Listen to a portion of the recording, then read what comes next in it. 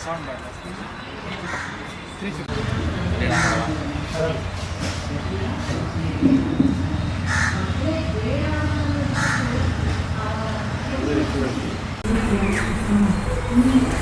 Everyone, ನನ್ನ ಹೆಸರು ಋತ್ವಿ. ನಾನು 8th ಸ್ಟ್ಯಾಂಡರ್ಡಲ್ಲಿ ಓದ್ತಾ ಇದ್ದೀನಿ ಮೈಸೂರಿಂದ. ಸೊ ನನ್ನ ಪೇಂಟಿಂಗ್ ಆರ್ಟ್ಸ್ ಅಂದರೆ ತುಂಬ ಇಂಟ್ರೆಸ್ಟ್ ಇದೆ. ಇದು ನನ್ನ ವರ್ಕ್ ಅಬ್ಸ್ಟ್ರಾಕ್ಟ್ ಪೇಂಟಿಂಗ್ ಅಂದರೆ ಅನ್ಟೈಟಲ್ಡ್ ವರ್ಕ್ಸ್, ಅಂದರೆ ಏನು ಟೈಟಲ್ಸ್ ಇರಲ್ಲ, ಬೇರೆ ನಮ್ಮ ಎಮೋಷನ್ಸ್ನೆಲ್ಲ ನಾವು ಎಕ್ಸ್ಪ್ರೆಸ್ ಮಾಡ್ತೀವಿ ಕಲರ್ಸ್ ಮೂಲಕ, ಟೆಕ್ಸ್ಚರ್ಸ್ ಮೂಲಕ. ಸೊ ಎಲ್ಲಿ ಒಬ್ರೊಬ್ರು ಪರ್ಸ್ಪೆಕ್ಟಿವ್, ಅದು ಒಬ್ರೊಬ್ರಿಗೆ ಏನು ಅನಿಸುತ್ತೆ ಅದು ಈ ಪೇಂಟಿಂಗ್ ಮೂಲಕ ತೋರಿಸ್ಕೊಡುತ್ತೆ. ಸೊ ನಾನು ಚಿಕ್ಕವಳಿಂದಲೇ ಮಾಡ್ತಾಯಿದ್ದೆ ಪೇಂಟಿಂಗ್ಸ್, ಕ್ರಾಫ್ಟ್ಸು, ಪೆನ್ಸಿಲ್ ಶೇಡಿಂಗ್ಸ್ ಎಲ್ಲ. ಸೊ ನನಗೆ ಅವಾಗ ಇಂಟ್ರೆಸ್ಟ್ ಬಂತು, ಹಾಗಾಗಿ ಸ್ಟಾರ್ಟ್ ಮಾಡಿದೆ ನಾನು.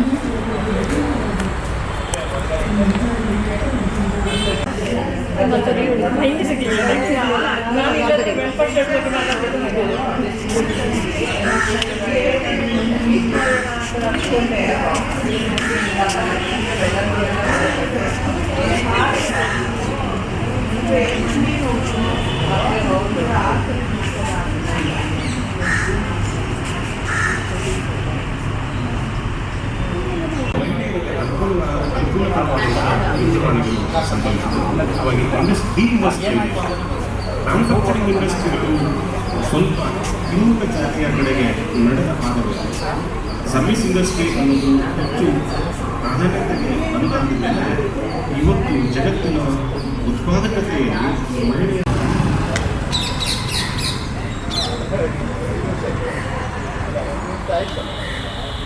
ಭಾಳ ಇಂಪಾರ್ಟೆಂಟ್ ಪುಸ್ತಕವನ್ನು ಬರೀತಾರೆ. ಸಾಧ್ಯ ಆದರೆ ಶ್ರೀಮತಿ ಮೇಡಮ್ ಅವರು ಕನ್ನಡಕ್ಕೆ ಅಥವಾ ಯಾರಾದರೂ ಕನ್ನಡವರು ಕನ್ನಡಕ್ಕೆ ಪುಸ್ತಕವನ್ನು ತಂದರೆ ತುಂಬ ಒಳ್ಳೆಯದಾಗ್ತದೆ.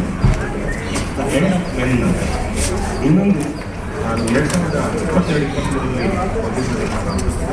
ಇನ್ನೊಂದು ಪುಸ್ತಕ. ನಮಸ್ಕಾರ, ನಾನು ಶ್ರೀದೇವಿ ಕೆರೆಮನೆ, ಕಾರವಾರದಿಂದ ಬಂದಿದ್ದೇನೆ. ಕವಿಯತ್ರಿ. ಅರಿವೆಂಬುದು ಬಿಡುಗಡೆ ಎನ್ನುವಂಥ ಕರ್ನಾಟಕ ಲೇಖಕಿಯರ ಸಂಘದ 8ನೇ ರಾಜ್ಯ ಸಮ್ಮೇಳನ ನಡೀತಾ ಇದೆ.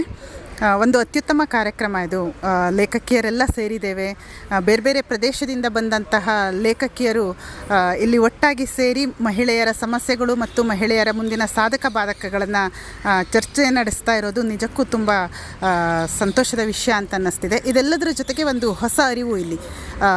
ಲೇಖಕಿಯರು ಅಂತಂದರೆ ಅಥವಾ ಮಹಿಳೆಯರು ಅಂತಂದರೆ ಬರೀ ಪುರುಷರನ್ನು ವಿರೋಧಿಸ್ಕೊಂಡು ಇರಬೇಕಾಗಿಲ್ಲ. ಯಾಕಂದರೆ ಪುರುಷರು ನಮ್ಮ ವಿರೋಧಿಗಳಲ್ಲ. ಸಮಾಜ ಮತ್ತು ಸಾಮಾಜಿಕ ಸ್ಥಾನಮಾನಗಳು ಅಥವಾ ಸಾಮಾಜಿಕ ಅರಿವುಗಳು ನಮ್ಮ ವಿರೋಧವಾಗಬೇಕೇ ಹೊರತು ನಾವು ಪುರುಷರನ್ನು ವಿರೋಧಿಸಬಾರ್ದು ಎಂದು ಹೇಳಿದಂಥ ಶ್ರೀಮತಿ ಮೇಡಮ್ ಅವರ ಮಾತು ನಿಜಕ್ಕೂ ಅನುಕರಣೀಯ ಮತ್ತು ಚರ್ಚಾರ್ಹ ಕೂಡ.